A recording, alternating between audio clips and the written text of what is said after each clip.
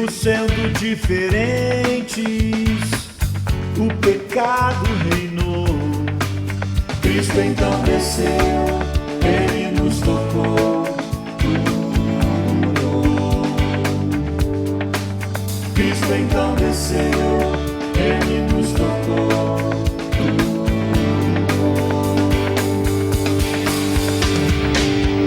Vou cantar o seu grande amor, vou louvá-lo porque Ele veio. Hoje sou uma testemunha do que eu era quando me tocou com seu amor em mim. Amém. Eu queria meditar com os irmãos em Atos, capítulo 7, verso 60. Apesar de eu fazer uma volta para voltar, para voltar aqui a esse texto inicial, eu quero começar aqui. A Bíblia diz assim: então caiu de joelhos e bradou: Senhor, não considere culpados desses pecados. E dizendo isso, adormeceu. Essa é o instante final da vida de Estevão na terra, o primeiro mártir da igreja. E por que eu quero falar de Estevão? Essa semana alguém me perguntou: pastor, o que é falar a verdade em amor? Como está em Efésios 4:15, mas falando a verdade em amor, cresçamos em tudo nele. Essa é a palavra do apóstolo Paulo para a igreja, não é? E esse é um dos textos mais distorcidos da Bíblia. E eu acho que a resposta para todas as perguntas que surgem daqui estão nesse momento final de Estevão. O homem natural não ama a verdade de Deus, não ama a verdade, não é? Porque suas obras são obras da mentira, são norteadas e forjadas por aquilo que a Bíblia chama das concupiscências do engano, porque os homens amaram mais as trevas, porque suas obras eram mais, o homem natural não é capaz de admirar ou amar a verdade. Então o homem natural odeia a confrontação que a verdade opõe a ele. Então o homem criou um escudo contra a verdade, e o trágico é que esse escudo contra a verdade, lá no mundo e no meio da igreja visível, cheio de cristãos nominais, chamaram esse escudo de amor, um escudo contra a verdade de Deus. E Paulo aqui está dizendo: falar a verdade em amor. Estevão, nesse canto do cisne, nos seus últimos momentos, ele está pregando uma mensagem ao sinédrio, aos líderes judeus, e o ponto essencial da mensagem dele para todo Israel é que a essência da religiosidade deles era uma autoadoração. Eles serviam e falavam servir o Deus do Antigo Testamento, cultuavam como nós estamos aqui cultuando hoje, dentro dos moldes da velha aliança.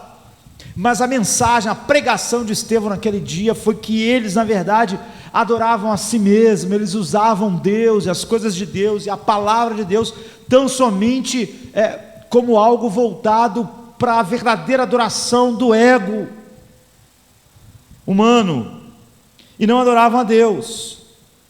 Então Estevão disse que eles se alegravam no trabalho das suas próprias mãos, não naquilo que Deus fazia, não em Deus, mas naquilo que eles mesmos faziam para o seu próprio deleite em si mesmos, e achavam que Deus era um caminho para isso.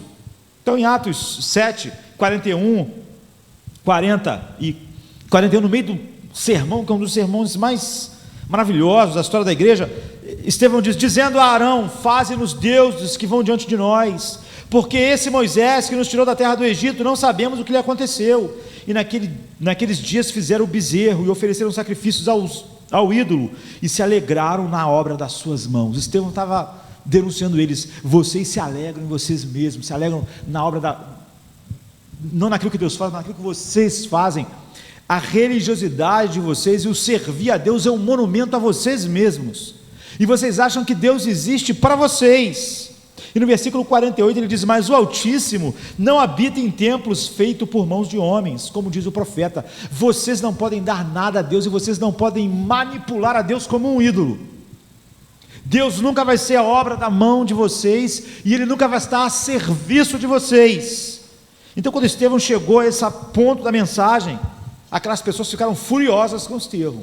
A questão é: Estevão pregava a verdade em amor? Eles ficaram irritados, furiosos, e a Bíblia diz que eles rangeram o dente contra Estevão. Eles demonstraram o ódio àquilo que estava sendo pregado, a Estevão. Então no versículo 54 diz: e ouvindo eles isto, enfureceram-se em seus corações, e rangiam os dentes contra ele. Então a questão é: Estevão falava a verdade em amor? A questão toda está: quem define o amor? Quem define o que quer dizer amor? Qual é o papel da verdade na obra de Deus em nossos corações e na igreja? A questão é se nós amamos a verdade. A questão hoje, mesmo na igreja, é até se existe a verdade. Então, nesta noite não vamos criticar os fariseus, não vamos criticar o sinédrio, não vamos criticar aquelas pessoas, porque aquelas pessoas fizeram o que é feito hoje. Elas acreditaram que Deus existia para elas, por causa delas, e que Deus podia ser usado e manipulado para os desejos dos seus próprios corações. Então há milhares de igrejas ao redor do mundo que não querem ouvir a sã doutrina, como aquelas pessoas não quiseram ouvir Estevão. Naquele dia eles colocaram as mãos no ouvido, eles rangeram os dentes, eles odiaram. Então há milhares de igrejas que não aguentariam por uma semana, 2, 3, um ensino bíblico firme, que refutasse seus erros doutrinários. Rangeriam os dentes, ficariam furiosos. Mas muitos estão prontos a falar sobre erros doutrinários gerais em nossos dias, mas não confronte o pecado particular deles, porque falar sobre erros doutrinários gerais, é óbvio que erros doutrinários vão gerar erros específicos, mas muitas pessoas gostam de defender e levantar a voz contra a igreja em seus erros doutrinários, enquanto na verdade tem a mesma ojeriza quando a verdade de Deus toca em seus pecados particulares, quando lida com como ele usa o seu dinheiro, como é o seu casamento, com o seu mundanismo, com aquilo que ele vive. Ele está sempre pronto a criticar como a igreja age com o dinheiro, mas se você pregar como ele age com o dinheiro, ele tem dificuldades. Ele pode entender como a igreja se tornou mundana, mas ele não lida com o mundanismo dele. Então, a maior parte das igrejas não suportariam por dias uma pregação que refutasse seus erros doutrinários, e tem pessoas que defenderiam a refutação desses erros doutrinários, mas não suportariam a confrontação do seu pecado, não suportaria que a mensagem num culto lhe trouxesse convicção, tristeza, exortasse a obediência à verdade. Não desejam uma pregação sadia, acham que ela é dura e sem amor. E a pessoa que me perguntou isso, ela tem exatamente esta dificuldade da nossa geração. Por quê? Porque as pessoas que se encontram na igreja hoje são assim? Porque elas querem possuir Deus e não ser possuídos por Deus, como Estevão estava denunciando aquela geração inteira de adoradores. Eles querem possuir Deus sem abrir mão do seu estilo de vida. Na verdade, eles até achamos, nossa geração, que Deus existe para nos ajudar no nosso estilo de vida. Nós até podemos refutar alguns erros, contanto que eles não envolvam o nosso estilo de vida. Por isso nós não toleramos quando a pregação da palavra de Deus diga: esse estilo de vida está errado, isso que você está fazendo nesse aspecto da sua vida é incompatível com a verdade. Aí nós levantamos o escudo do amor e pensamos, essa palavra não está sendo amável. Amor não é falar essas coisas, eu não estou me sentindo feliz no culto. Os fariseus não se sentiram amados, o sinédrio não se sentiu amado, aquelas pessoas não se sentiram amados, eles não gostaram da verdade, e as palavras de Estevão, vamos ser sinceros, foram duras para aquelas pessoas. Então o apóstolo Paulo diz que quando nós somos assim, um texto tão conhecido por nós, 2 Timóteo 4,3, nós nos cercamos de pastores e mestres que preguem segundo os nossos desejos, nossas cobiças, como que sentindo coceira em nossos ouvidos. Ironicamente, as pessoas, como aquelas pessoas, por isso que eu falei, não vamos criticar os fariseus, pessoas assim, que querem possuir Deus e usar Deus para o seu estilo de vida, e não que a verdade confronte o seu estilo de vida, ainda assim elas querem mestres, mas se cercam de mestres que não ensinem a verdade. E isso, quando for ensinado, será considerado duro e falta de amor. Então eles querem ouvir aquilo que satisfaz esses desejos de alguma forma. E uma mensagem que não confronte o estilo de vida escolhido. Ele pode até entender a mensagem que confronte a instituição da igreja, ou um erro ou outro doutrinário, mas não o estilo de vida dele. Ele vai sentir que nessa confrontação que o põe contra a parede, ele vai tapar os ouvidos, porque a maior parte das pessoas nas igrejas hoje querem se sentir bem com elas mesmas. E elas vão na igreja para isso, para ouvir uma palavra que faça elas se sentirem bem com elas mesmas. E pregadores que as ofendem são rejeitados, como Estevão estava sendo rejeitado ali. Então nós ajuntamos ao nosso redor uma porção de professores que satisfaçam nossos apetites insaciáveis, apetites egoístas, que preguem uma mensagem não que nós necessitamos ouvir, porque qual é a mensagem que nós mais necessitamos ouvir? Onde o pecado tem mais se manifestado em sua vida. Se você é uma pessoa que tem problema com mundanismo, você deve ouvir mensagens sobre mundanismo, porque essa é a única coisa útil para você. Se o teu problema é que você só vive com problema com as outras pessoas, e você não consegue perdoar as pessoas, e você não consegue viver em paz com as pessoas, você precisa ouvir a respeito disso, uma confrontação. Porque o objetivo da palavra de Deus é nos santificar, é separar de nós toda a escória que ainda se assemelha ao mundo. Agora, infelizmente, pregadores com mensagens que satisfazem o comichão do ouvido, aquilo que nós queremos ouvir, tem aos montes, porque nós vivemos uma época instável, uma época de ceticismo, uma época de especulação e não da pregação da verdade. Então mestres assim se proliferam como moscas no meio da porcaria. E há demanda, e tudo, sempre que há demanda, há um suprimento. Não é? O Rio de Janeiro tem problema com drogas. Por quê? Porque há demanda. Grandes pessoas que protestam contra a violência consomem drogas. Elas são parte daquele jogo. Se não há demanda para algo, não há fornecedores. Ninguém fornece o que ninguém quer. Então os ouvintes, na verdade, eles convidam e eles moldam os seus próprios pregadores, ou eles moldam o seu próprio sermão, ou eles gostam de um pregador, mas eles estão sempre ali moldando naquele sermão tudo que eles acham que é ofensivo para eles e confronta eles, eles tiram. E eles se fazem surdos, eles são capazes de gostar de um pregador, contanto que a mensagem não o confronte pessoalmente. Por exemplo, como Herodes, a Bíblia diz, gostava de ouvir João Batista. Ele achava que João Batista pregava, era interessante. Ele gostava, mas ele não gostava quando João Batista falava sobre Herodias, porque ele amava Herodias. Contanto que o estilo de vida que ele escolheu e aquilo que ele achava que fazia ele feliz não fosse tocado, ele gostava da pregação. Então as pessoas desejam um bezerro de ouro, e é óbvio que elas vão encontrar gente que faça bezerro de ouro. Essa era a mensagem que Estevão estava pregando. Paulo diz em Timóteo, se recusarão a dar ouvidos à verdade, entregando-se a fábulas.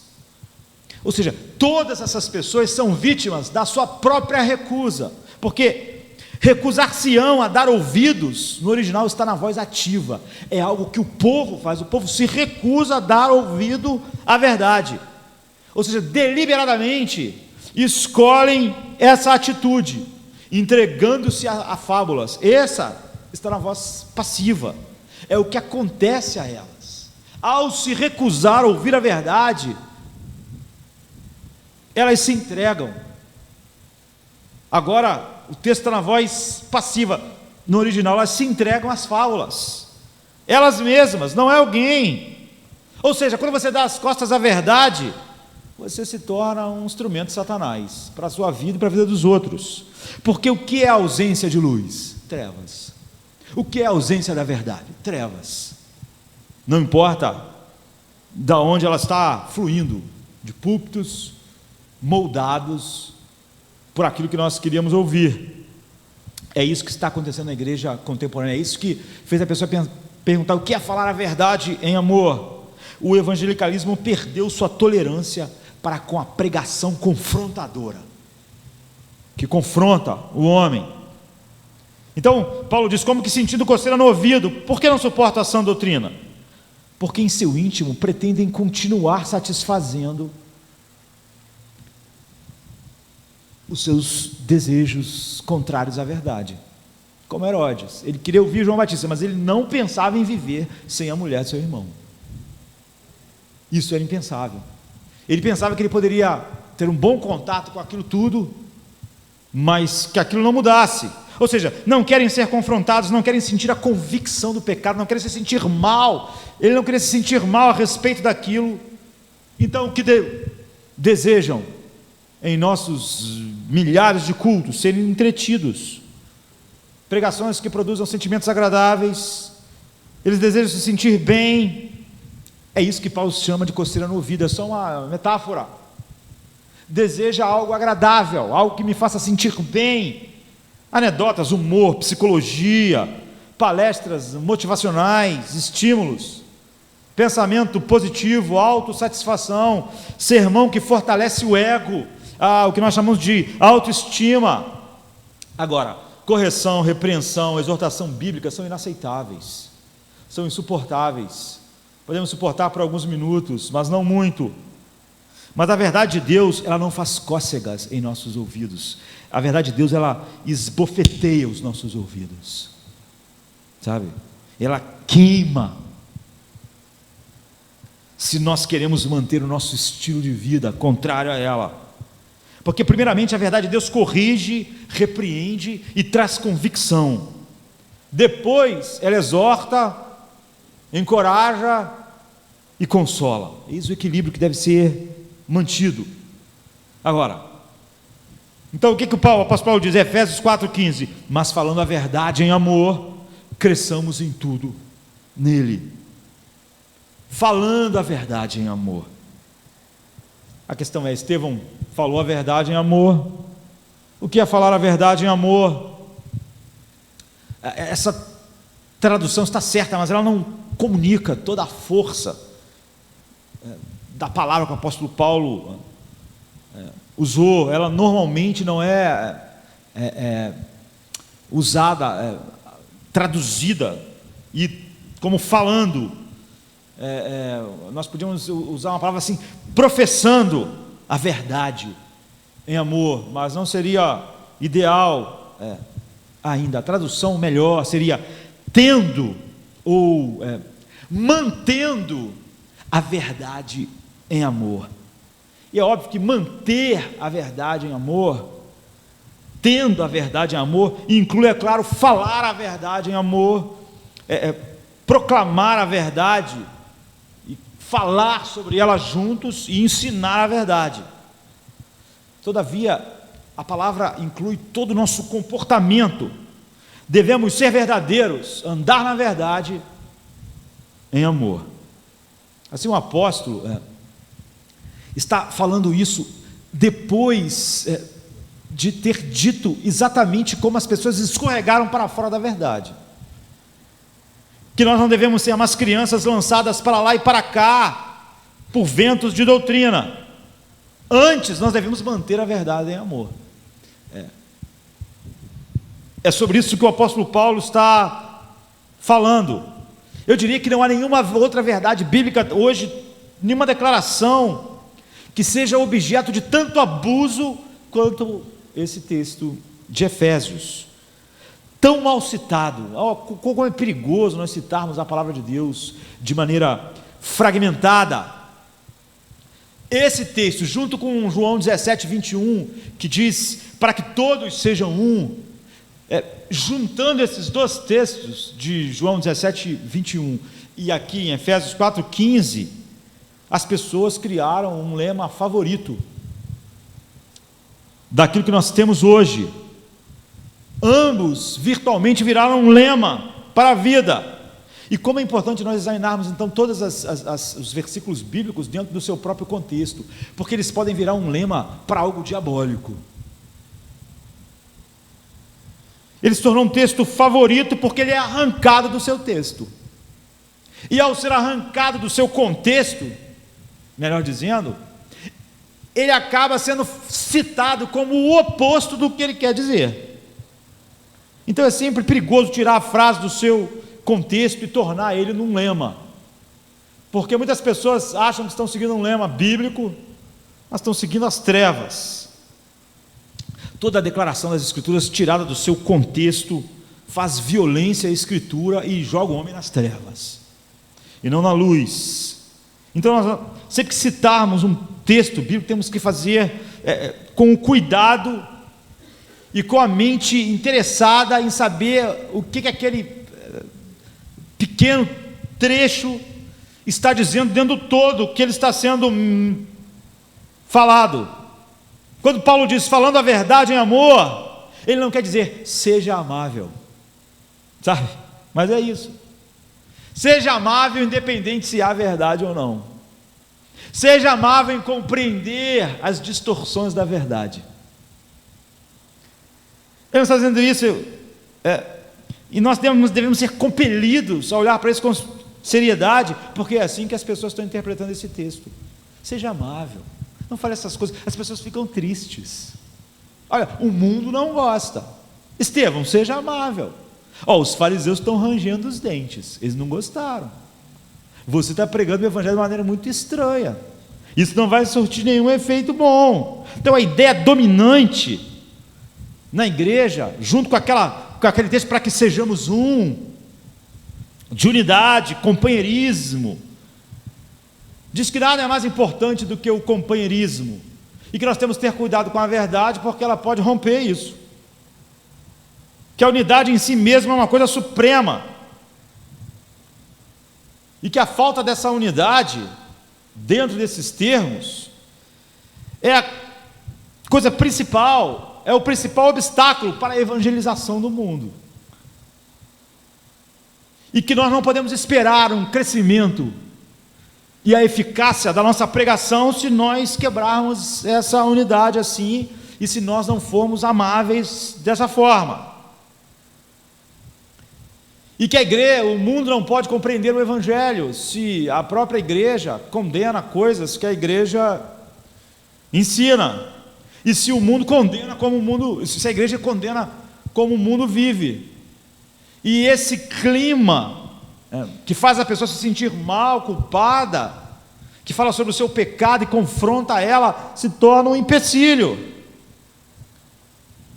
Que contanto que um homem seja amável e mostre espírito amigável, tenha uma linguagem não muito ofensiva ao evangelho, especialmente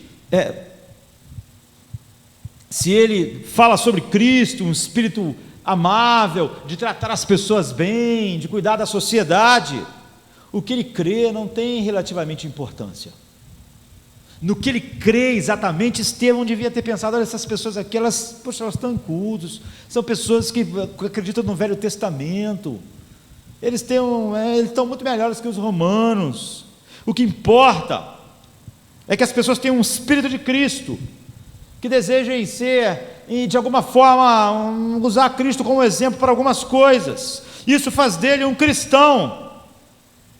Agora, no que o homem crê e não crê, isso não é tão importante. A ênfase na exatidão doutrinária pode ser vacilante. A verdade pode ser variável. Sexo pode ser chamado de verdade. O homem pode crer na doutrina ou não, pode crer na verdade ou não. Ele pode ter ideias confusas.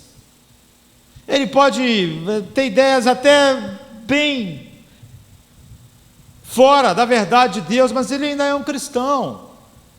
Se ele tem a mente aberta, se ele é tolerante para com as opiniões, ele é bondoso, amigável e gracioso, especialmente se ele se interessa pelo sofrimento e a necessidade dos outros.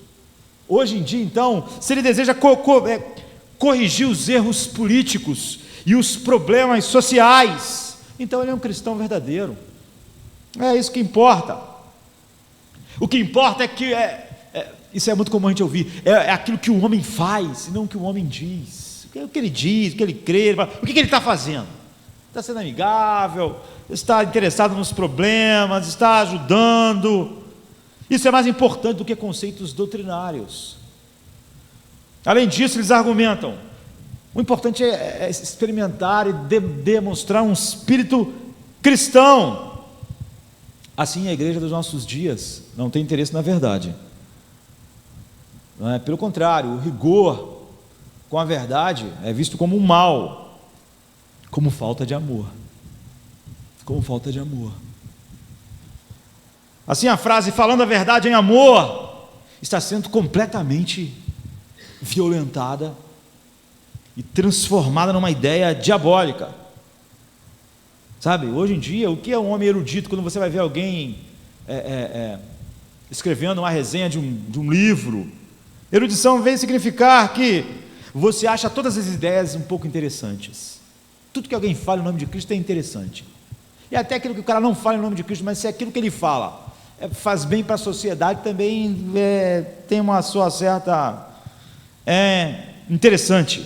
O conceito de certo e errado é burro, não é erudito. Não se deve criticar, negar, porque isso fere o espírito do cristianismo. É onde nós chegamos. Falando a verdade em amor passou a significar o seguinte: você elogia mais ou menos todas as coisas, tente ver o lado bom de tudo, entendeu? Tem um lado bom ali, aquilo lá tem um lado bom, tente ver o lado bom, tente ver em como isso é. Por quê? Porque você deve dialogar com todas as coisas, em tudo tem coisas boas e ruins. Agora, essa interpretação se parece sequer com aquilo que o apóstolo Paulo está dizendo, com falando a verdade em amor. Simplesmente, Paulo está dizendo: seja uma pessoa amorosa? Não. Primeiro, o que ele diz é falando a verdade. Só isso já destrói toda a ideia que foi construída.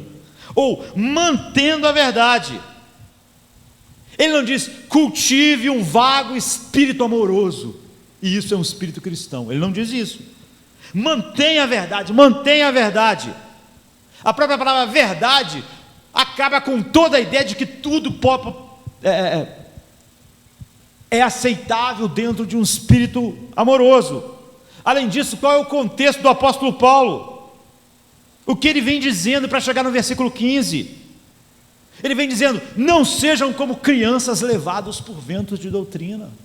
Não sejam pessoas que não conheçam a verdade, que todas as coisas levem vocês para lá e para cá, sendo enganado por homens fraudulentos que manipulam a verdade, por doutrinas falsas. Aí, depois que ele está falando isso, não seja enganado, seja rígido na defesa da verdade. Aí ele diz: mantendo a verdade. O contexto é esse, o contexto é o oposto da ideia que é dada ao texto hoje, é um texto dos mais abusados. Ele está dizendo: deixemos de ser crianças lançadas para lá e para cá, levadas por roda, por todo vento de doutrina, que é óbvio, todo ensinamento errado gera vida errada. Esse suposto espírito amoroso, com o que as pessoas falam, não combina com o que o apóstolo Paulo está dizendo em momento algum. Ele tem que dizer, o que ele fala antes, as pessoas vão dizer, não é amoroso, isso não é falar a verdade de amor. Ele diz, engano de homens que com astúcia enganam fraudulosamente. Ele chamou os caras de astuto, de mentirosos, porque eles enganam, e falaram que eles praticam a fraude. Esse é o versículo que antecede.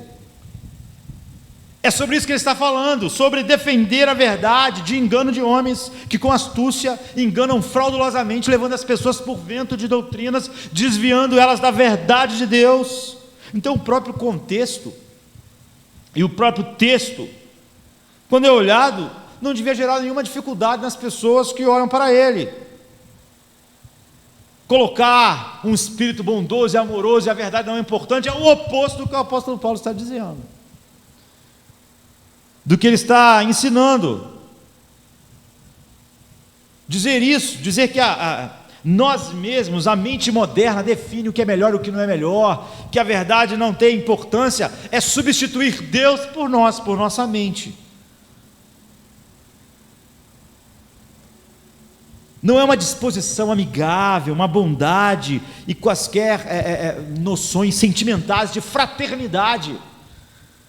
Isso não constitui o cristianismo. Uma das coisas mais importantes de nós afirmarmos hoje é que essa disposição amigável, ou bondade, ou qualquer noção simplesmente sentimental de fraternidade não constitui o cristianismo. O cristianismo sequer fala sobre fraternidade universal, que todos os homens são irmãos. Pelo contrário, Jesus em João, quando está falando a respeito disso, diz que aquelas pessoas não eram filhas de Deus. Pode-se ter essas qualidades sem cristianismo. As pessoas podem falar sobre coisas boas, amigáveis, e a sociedade e tal, fora do cristianismo, e até pessoas que odeiam o cristianismo podem falar essas coisas, serem assim. Agora, sem a verdade você não tem um cristianismo. Mantendo a verdade amor, jamais é uma vaga e débil noção sentimental de bondade, companheirismo e fraternidade. E a própria palavra é manter a verdade. Vocês devem fazer isso. Agora, você não pode manter o que você não tem. Você só pode manter. Se alguém falar para você, você tem que guardar isso. Você não pode deixar isso se perder. Você precisa ter a verdade. Ou seja, você não pode ser uma criança lançada de lá para cá como criança, que não sabe distinguir a verdade do engano. Um homem fraudulento ou não, um falso ensino do verdadeiro. Você só pode manter algo que é definido, que é particular. Como é que você vai manter uma coisa se você não sabe o que aquilo é? Não pode, não é? É a negação de tudo que a nossa geração é. Paulo está dizendo, nós devemos ser estáveis, nós devemos ser firmes na verdade, devemos andar na verdade, conhecer as Escrituras de tal maneira que nós possamos manter essa verdade. Então, somente se as pessoas olhassem para o contexto, elas não teriam dificuldades com a palavra de Deus, na maior parte das vezes. Em vez de arrancarmos declarações da Bíblia e levantarmos aquilo como um lema que contraria aquilo que o texto está dizendo. Eu só posso manter e assegurar-me uma coisa que não é vaga. O que é vago não pode ser mantido, porque o que é vago nós não sabemos o que é. Eu preciso saber. Manter tem que ser algo que eu posso segurar, algo definido, descrito, restrito. Eu tenho que saber o que é a verdade. Paulo diz, você tem que saber o que é a verdade para não serem levados pelo engano, e você deve manter isso, porque senão vocês vão ser levados por ventos de doutrina que sopram. Vocês têm que ter um padrão, e vocês têm que ser seguros do padrão de vocês, e você tem que julgar o que é falso pelo padrão, porque senão vocês não vão detectar o engano dos homens que agem com astúcia e fraudulosamente, como vocês fazem no dia a dia de vocês. A gente tem padrões na vida, a gente tem padrão de peso, a gente tem uma moeda. Para quê? Porque a gente acha que o dono da loja vai enganar a gente. A gente quer que a balança seja verificada, para a gente saber se aquilo pesa aquilo mesmo. Agora, imagine num mundo sem padrão. Se nós não soubéssemos quanto vale, sei lá, um quilo de feijão, não tivesse padrão, em cada lugar cada um falasse qualquer coisa, não tivesse um dinheiro, que nós pudéssemos comparar esse padrão, esse preço com o preço que está lá, com o preço que está lá, não tivéssemos pesos e medidas. Paulo diz: tudo deve ser visto dessa forma, como é na vida, senão você é roubado, você é enganado. Você deve conferir a verdade, algo assim fixo. Isso deve confrontar toda a sua vida, as doutrinas, as amizades, o teu comportamento, o uso do teu dinheiro, os teus motivos para os cultos. Era isso que Estevão estava fazendo com aquelas pessoas. Você não pode mantenha a verdade em amor, algo que é amorfo, algo que é nebuloso. Se uma ideia é nebulosa, ninguém pode manter ela, ninguém pode defender uma ideia nebulosa, porque ninguém sabe exatamente que ideia é aquela, algo vago, indefinido, como um vento, que sopra em todas as direções. Paulo diz: vocês não podem ser assim, a verdade precisa ser, vocês precisam conhecer, de tal maneira que vocês possam mantê-la, e a verdade é definida, ela pode ser analisada, ela pode ser exposta em proposições. Vocês devem tratar a palavra de Deus de maneira honesta, e a verdade é que a maioria das pessoas que tem essas dúvidas, elas não estão tratando a palavra de Deus de maneira honesta. Elas receberam o conceito como um lema, e elas sequer tiveram o trabalho de ir lá, porque elas são fruto da nossa cultura. No presente século há uma marcante aversão a definições precisas, porque na hora que você definiu o que é casamento, tudo que não tiver na definição está fora. Nós não gostamos disso. Quando nós definimos como um homem deve se relacionar com uma mulher, tudo que está fora está errado, nós não gostamos, nossa geração não gosta. Quando nós definimos como o dinheiro deve ocupar um lugar na nossa vida, tudo que estiver fora daquilo está errado, está fora da verdade, então nós não gostamos. Nós gostamos de tudo nebuloso, para cada um poder se mexer. Então nós gostamos de um cristianismo, o cristianismo se tornou uma coisa vaga, indefinida, simplesmente um espírito de boa vontade, de filantropia, de engajamento social. Isso é defendido de várias maneiras, e todo mundo pode então continuar moldando a sua própria vida, sem a verdade. Em segundo lugar, depois que nós vimos o que o texto fala sobre a verdade e amor, quem define o amor? Eu quero chegar em Estevão antes de acabar o tempo. Quem define o amor? O problema é que o mundo define amor e Deus define amor. E o amor que o mundo define é que nós estamos no centro, e as pessoas precisam me agradar, me valorizar, me colocar para cima, não me fazer sentir mal, não me fazer sentir culpado, me fazer sentir feliz, me agradar o tempo todo, suprir as necessidades que o meu ego sente. Agora, e Deus? O amor, por exemplo, em João 11, de 1 a 6, fala sobre amor. A questão é, isso se parece com amor segundo o mundo? A Bíblia diz assim: agora um certo homem estava doente, Lázaro de Betânia, a aldeia de Maria e de sua irmã Marta. Foi Maria que ungiu o Senhor com bálsamo, enxugou os seus pés com o seu cabelo. Portanto, havia uma relação profunda de amor. Maria ungiu os pés de Jesus, enxugou com o cabelo. Jesus amava Maria, Maria amava Jesus, Jesus amava Maria. Foi essa mulher que o irmão ficou doente. Então os 13 mandaram um recado para Jesus dizendo: olha, eis que aquele que tu amas está doente. Ou seja, Jesus amava Lázaro. Essa enfermidade, quando Jesus ouviu isso, disse: olha, ela não vai acabar em morte, mas ela está em Lázaro para a glória de Deus, para que o Filho de Deus seja glorificado em Lázaro. É isso. Então você tem duas realidades aqui sobre a mesa: amor e glória, que óbvio estão completamente relacionadas com a verdade, o amor de Cristo e a glória de Cristo. A minha pergunta é: como tudo isso se relaciona? E como o que o mundo chama de amor não tem nada a ver com o que a Bíblia chama de amor. Jesus amava Marta, Jesus amava Lázaro, mas a Bíblia diz que Jesus ficou no lugar onde ele estava e deixou Lázaro morrer. Nós sabemos que morrer não é uma coisa muito boa, você sente dores, se sente mal, não é? Mas Jesus deixou, optou, 3 coisas: optou por deixar Lázaro morrer, e ele foi motivado por um zelo pela glória de Deus se manifestar em Lázaro. Jesus achava que era mais importante a glória de Deus se manifestar em Lázaro do que Lázaro não ficar sentindo aquelas dores e não morrer. E essa motivação era amor. Então, a Bíblia diz assim: ouvindo, pois, que estava enfermo, ficou ainda 2 dias no lugar onde estava. Ou seja, Jesus amava Marta, Jesus amava Maria, Jesus amava um moribundo Lázaro.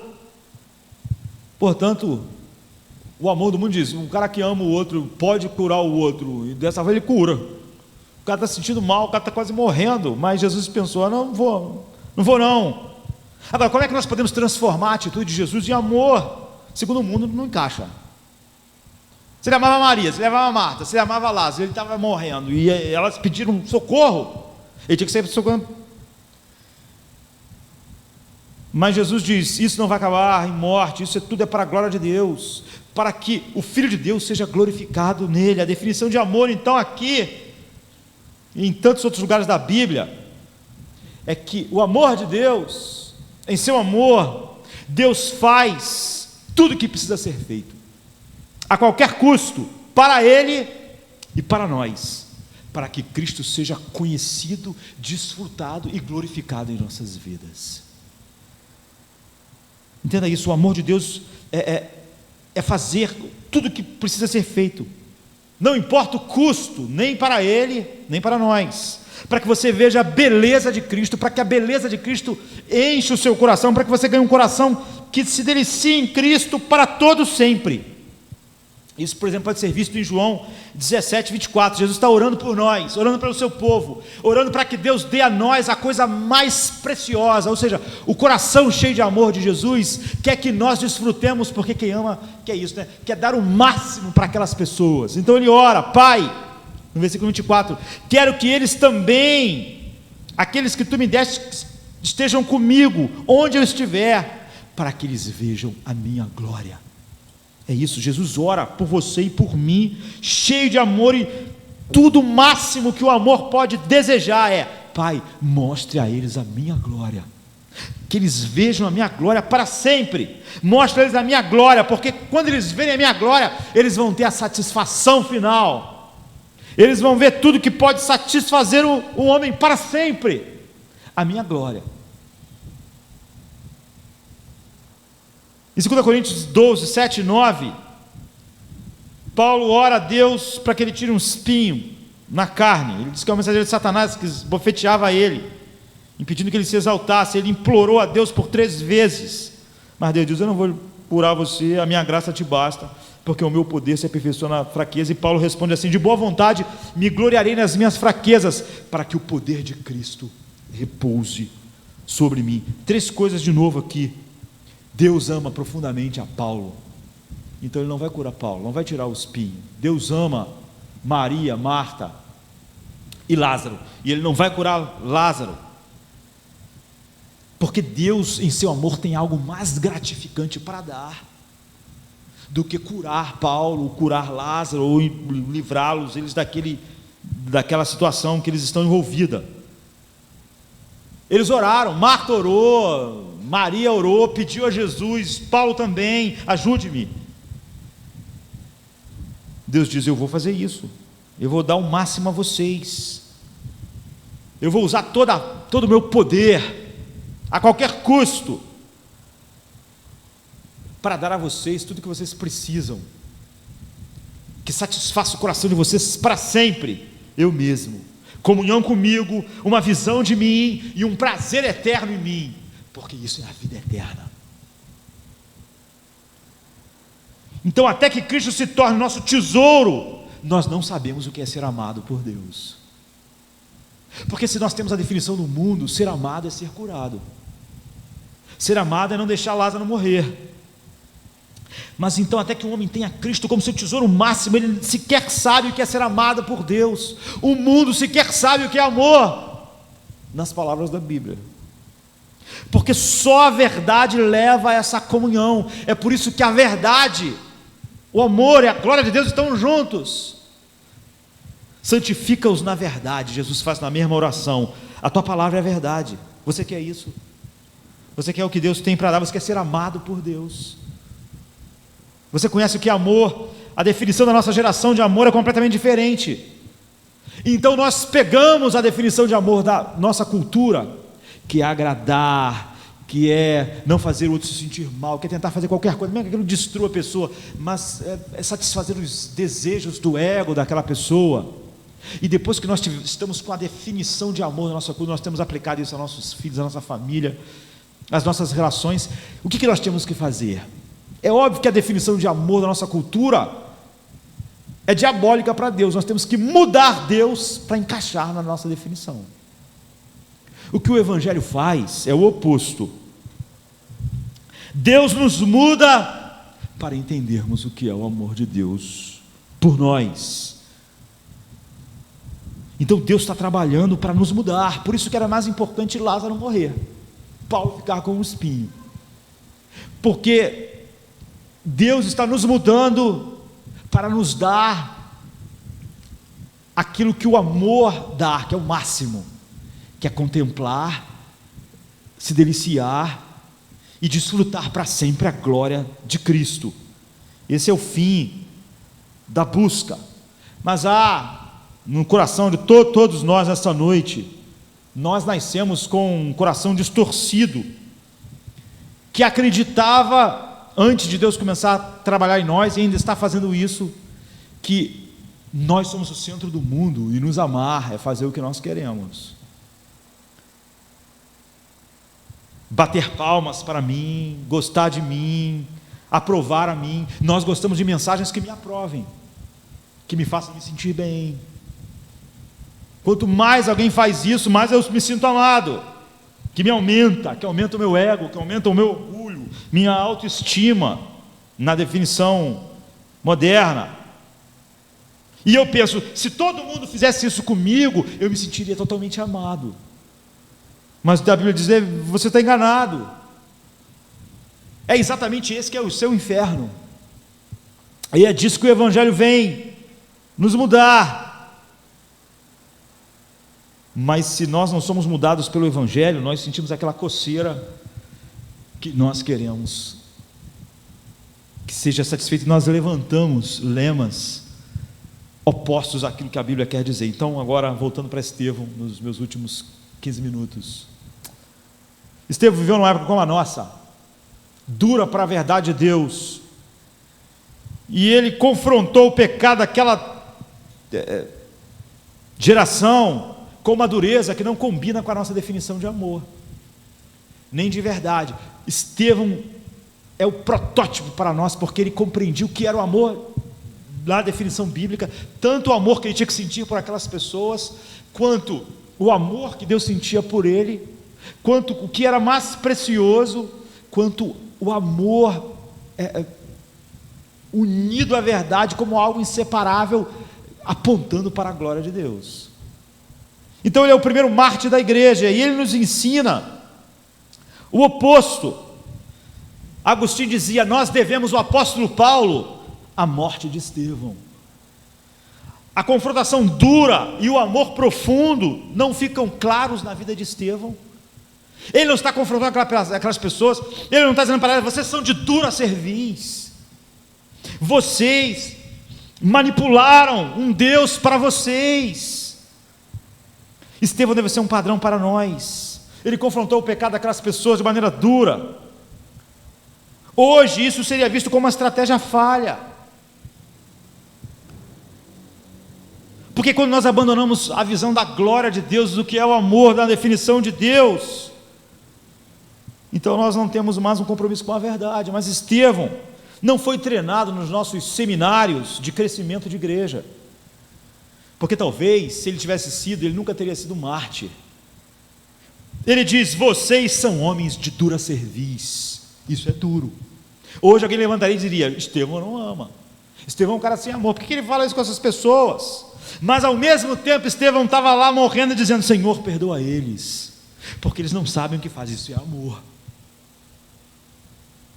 Esse homem ama aquelas pessoas, ele está confrontando duramente elas, e ele ama profundamente elas, e ele entendeu o que é o amor de Deus por ele, porque ele está morrendo assassinado e não está questionando, se Deus me ama, por que ele está deixando isso acontecer? Por que ele não está me livrando? Eu fui fiel, agora eu estou morrendo. Estevão é o primeiro mártir da igreja. Amor perdão e confrontação não estão em desacordo de forma alguma. Isso nos ensina a verdadeira natureza do amor com uma clareza absoluta. Mostra que a dureza na confrontação do pecado, quando flui da visão da glória de Deus que o pecado afronta, é uma grande demonstração de amor. Como questionar o amor de um homem que está sendo assassinado e orando pelos seus assassinos, para que Deus os salve, os perdoe, os invada com a verdade, para que Deus não leve em consideração na culpa deles o seu assassinato. A oração de perdão de Estevão é verdadeira. Agora, você já pensou tudo que está envolvido num verdadeiro perdão? Envolve nós resistirmos todo o pensamento de vingança quando alguém está fazendo mal a nós e ele está sendo assassinado. Romanos 12:19 diz: amados, nunca procurem vingar-se, mas deixem com Deus a ira, pois está escrito: minha vingança, eu retribuirei, diz o Senhor. Perdão envolve não ter pensamento de retribuição do mal. É isso que estava no coração de Estevão. 1 Tessalonicenses 5,15 diz: tenham cuidado para que ninguém retribua o mal com o mal. O perdão envolve, então, em primeiro lugar, nós resistimos todo pensamento de vingança. Depois, jamais retribuir o mal com o mal. Perdão envolve desejar o bem como retribuição ao mal que nós estamos recebendo. Lucas 6,28 diz: abençoe os que vos amaldiçoem, orem por aqueles que vos maltratam. Perdão envolve eu jamais me alegrar quando alguém que me faz mal se dá mal. Quando alguém que me faz mal se dá mal e eu de alguma maneira penso: está vendo? Perdão envolve não ter esse sentimento. Provérbios 24,15 diz assim: não se alegre quando teu inimigo cair, não exulte no seu coração quando ele tropeçar, não sinta prazer no sofrimento do seu inimigo. Perdão envolve isso. Perdão envolve verdadeira oração, de maneira tal que Deus veja no coração a profundidade dos sentimentos verdadeiros. A Bíblia diz assim: mas eu lhes digo, ame os seus inimigos e orem por aqueles que vos perseguem.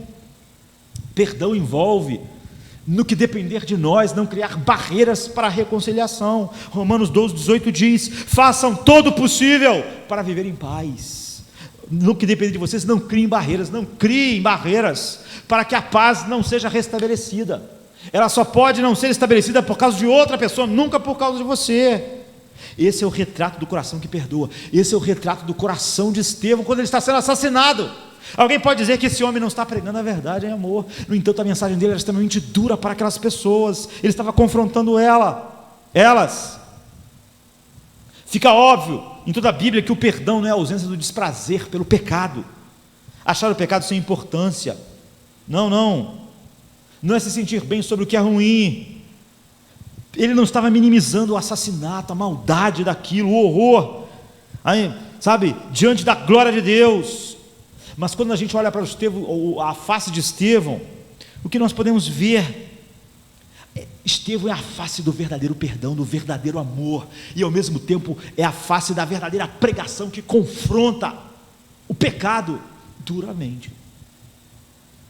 Ele era um homem que confrontou duramente aquela geração. Ele estava num conselho de homens notáveis. Ele ficou em pé, e a sua mensagem gerou um amargor tão grande, uma confrontação tão verdadeira e dura, que aqueles homens expressaram ódio na sua face contra ele. Mas ela era tão verdadeira que aqueles sábios não puderam refutar. E a Bíblia diz assim: a sua face, então, eles olharam para ela e a sua face era como a face de um anjo, ou seja, calmo e tranquilo. É o que nos é dito. A paz de Deus estava em sua face. Isso não parece uma contradição com uma dura confrontação, uma face como de um anjo. Estevão era mantido fortalecido por uma confiança que não poderia ser abalada. A Bíblia diz assim: todos os que estavam sentados no sinédrio olharam fixamente para Estevão e viram que a sua face era como a face de um anjo. Enquanto ele confrontava duramente aquelas pessoas, as pessoas viram a face dele como era de um anjo. Você pode me perguntar assim: pastor, como é a face de um anjo? Eu não sei, nunca vi um anjo. Mas nós sabemos que os anjos vivem na presença de Deus, que a luz do amor de Deus é refletido perfeitamente na santidade deles, que nunca pecaram. Assim, era a face de Estevão que confrontava aquelas pessoas, uma expressão do amor de Deus, da santidade de Deus. Estevão, sem dúvida, a sua face sem dúvida brilhava, e esse brilho não tinha nada a ver com, ele tinha a ver com o seu coração, com o amor à verdade, à glória de Deus e tudo que Deus é. A face dele não brilhava como a de um anjo, por causa dele usou palavras politicamente corretas, ou bajulação, para agradar o público. O público, no final da mensagem, vai matar ele. O final, eu espero que o final dessa mensagem não seja esse, mas o final daquela mensagem é as pessoas arrastando ele para matá-lo. Foi dura a confrontação, mas esse homem é o protótipo do homem que ama e que prega a verdade. O segredo estava no coração de Estevão. Ele estava de pé pela verdade, diante de homens notáveis que podiam matá-lo. Mesmo quando cresceu a excitação dos seus opositores, mesmo quando o público ficou enfurecido, levantou, ele não ficou com medo, como nós não devíamos ficar. Ele ficou de pé pela verdade, em meio à fúria dos homens, contra a verdade de Deus. Ele não pensou, vou tentar uma nova abordagem aqui. Gente, não é assim, calma, desculpa, vocês não me entenderam bem, eu talvez não tenha me expressado bem na mensagem, eu vou refazer aqui as coisas. Não, há uma confusão aqui. Não, ele ficou de pé pela verdade, ele não tentou uma nova estratégia para ganhar o coração do público. Isso é comprometimento com a verdade, isso é manter a verdade e em amor. Esse homem está orando, Deus, não impute a eles o pecado de me assassinar. É o verdadeiro amor. O seu rosto é como de um anjo, gentil, amoroso, porque os anjos de Deus não conhecem a amargura do ódio pecaminoso, eles nunca pecaram. Então o ódio daquelas pessoas não traçaram linhas escuras na face de Estevão. O ódio deles, a maldade deles, não pôde tirar essa face dele. A face de um anjo mostra a força de quem está na presença de Deus, como os anjos estão. E como ele não tinha medo, ele não teve que adaptar a sua mensagem ao seu público furioso. Ele era forte em seu Deus. Agora, o contraste entre Estevão e o sinédrio, onde não há amor aqui, na confrontação verdadeira de Estevão no sinédrio, a Bíblia diz, a face de Estevão era como de um anjo, sua tranquilidade enfureceu as pessoas. A Bíblia diz assim, quando eles ouviram isso, ficaram furiosos e rangeram os dentes contra ele. Onde está faltando o amor aqui? Não é na confrontação do pecado, é aqui, é como os homens reagem à verdade que confronta o pecado deles. Eles estavam enfurecidos, Estevão estava em paz. Eles então mostraram isso. Estevão encontrou um refúgio seguro para não ter medo que o levasse a adaptar a verdade, porque ele estava na presença de Deus. A Bíblia diz que ele estava cheio do Espírito Santo. Estar cheio do Espírito Santo é estar assim, de pé pela verdade, amando os homens assim, com amor definido por Deus e conhecendo o amor de Deus, sem estar confuso, porque Deus está deixando essa turba me matar, se Deus me ama. Pela definição de amor do mundo, isso não seria amor, um Deus que amasse Estevão, mas a Bíblia diz, fixando os olhos no céu, isso que faz toda a diferença. Ele estava com seus olhos fixos na glória de Cristo. Cristo tinha orado, ó Deus, Pai, que eles vejam a minha glória. A Bíblia diz, Estevão estava com os olhos fixos, vendo a glória de Deus. E quando nós estamos com os olhos fixos na glória de Deus, nós não sentimos medo daquilo que o mundo pensa sobre a verdade. Então nós não tentamos conformar o nosso discurso ao gosto do público. Nós sempre fazemos isso quando nós não estamos vendo Deus. Nós estamos vendo a nós mesmos, outros interesses. Então nós abandonamos a verdade, nós não defendemos a verdade em amor. Então os olhos de Estevão estavam fixos, não na raiva dos homens, não na fúria, mas na doce paz da glória de Cristo. Ele, como Moisés, ficou firme como quem vê o invisível, é o que a Bíblia diz. Não é maravilhoso? que em meio a circunstâncias terríveis Estevão tivesse com seus olhos fixos em Cristo. Não é assim que nós aprendemos a sofrer no mundo. Enquanto as pedras estão matando ele, os olhos dele estavam em Cristo, a Bíblia diz. Ele viu os céus abertos, ele viu Cristo, para que vejam a minha glória. Isso será suficiente. É assim que a gente sofre bem. Isso é sofrer bem. É assim que se perdoa quem está nos matando. Estevão é o primeiro mártir, e dessa forma ele se torna o protótipo para todos os servos sofredores de Cristo que pregam a verdade no mundo de escuridão. Sempre que a gente sofrer nesse mundo, nós devemos sofrer assim, com os olhos fixos em Cristo, não nas circunstâncias, e nem mesmo nas pedras que estavam sendo jogadas, e nem mesmo nas pessoas que tacavam as pedras. É assim que se vence o poder que qualquer sofrimento tem de gerar amargura em nossos corações. Essa é a única forma de experimentarmos a alegria em toda parte, que é descrita no Novo Testamento, que nós somos chamados a experimentar no meio do amor, porque contemplamos a glória de Deus na face de Cristo. Samuel Rutherford, morreu em 1661, nasceu em 1600, ele fala sobre isso assim: meu Senhor Jesus, ele sofreu muito, preso, e quando ele foi condenado à morte, ele disse: olha, vocês chegaram tão tarde, eu estou tão doente que antes do dia da execução eu já vou ter partido. Ele disse: meu Senhor Jesus tem recompensado totalmente minhas tristezas com alegrias infinitas, e as minhas perdas ele compensa com a sua própria presença.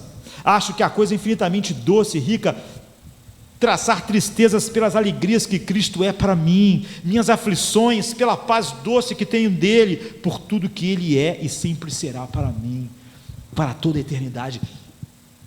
Rutherford se sentia amado, Estevão se sentia amado, eles tinham uma definição de amor que não tinha nada a ver com o mundo.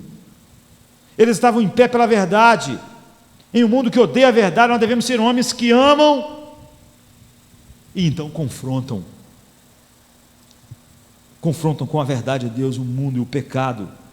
E o segredo de um coração assim é ter olhos treinados para olhar para o futuro, olhar para frente, olhar para a eternidade,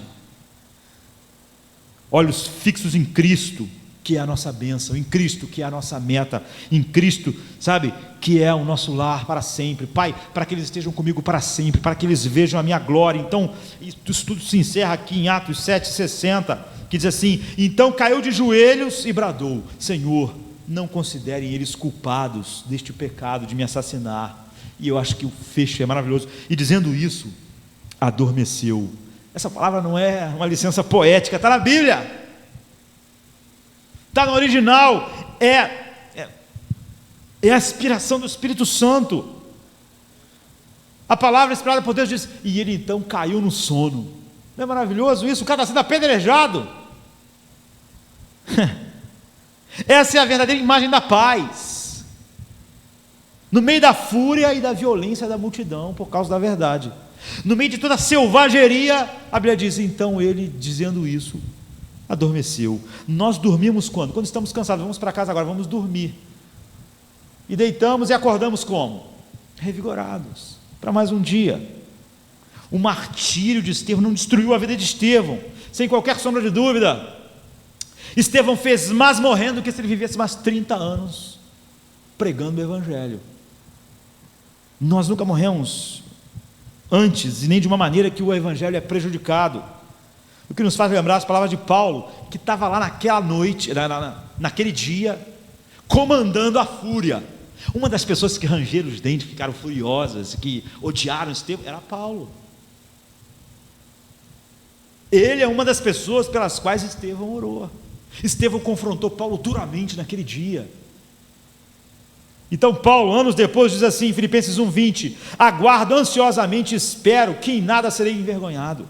Pelo contrário, com toda a determinação de sempre, também agora, Cristo será engrandecido no meu corpo, quer pela minha vida, quer pela minha morte. Paulo também entendeu, por causa da verdade, ele também vai pagar com a sua vida. Paulo era um homem que amava como Estevão, entendeu o amor de Deus como Estevão, confrontou em amor o mundo, e o mundo vai matar, vai decapitar Paulo. E Paulo compreendeu o que é o amor de Deus: eu quero conhecer Cristo, E Deus faz tudo o que é necessário, a qualquer custo para Ele, a custo da própria vida do seu próprio Filho, e a qualquer custo para mim, para que eu possa, Cristo ser engrandecido em mim, e eu contemple a glória de Cristo para sempre, porque o amor de Deus, o infinito amor de Deus, nos dá a maior coisa que Ele podia nos dá Cristo. Então, dura confrontação, verdadeiro amor e paixão por Cristo não são coisas contraditórias, são verdades que andam juntas. Estevão pregou a verdade em amor, amou aquelas pessoas sendo assassinadas, a ponto de orar para que Deus as perdoasse.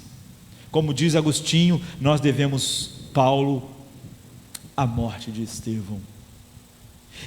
E Estevão entendia a definição bíblica de amor, ele se sentia amado por Deus, Deus permitindo que ele fosse apedrejado, porque aquilo glorificaria mais a Cristo do que o livramento dele daquela violência.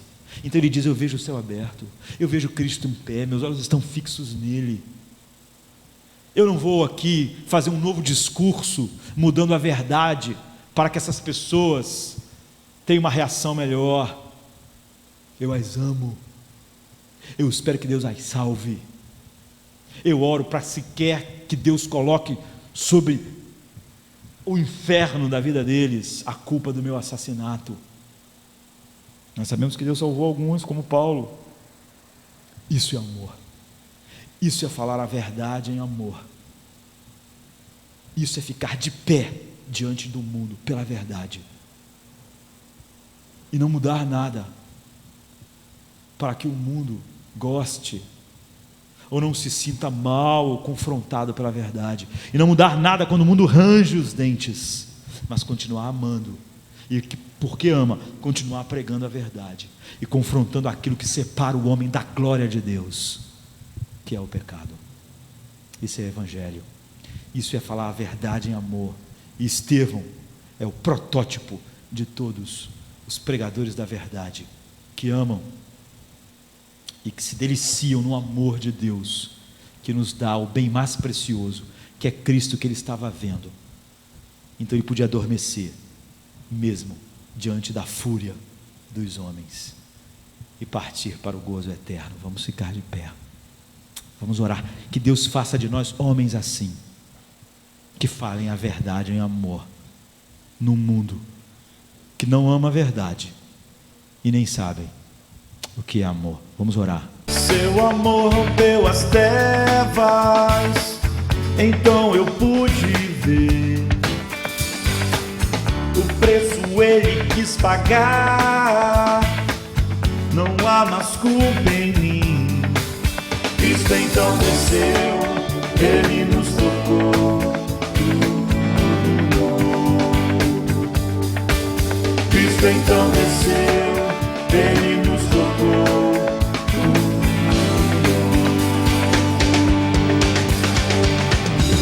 Vou cantar o seu grande amor, vou louvá-lo porque ele veio. Hoje sou uma testemunha do que eu era quando me tocou.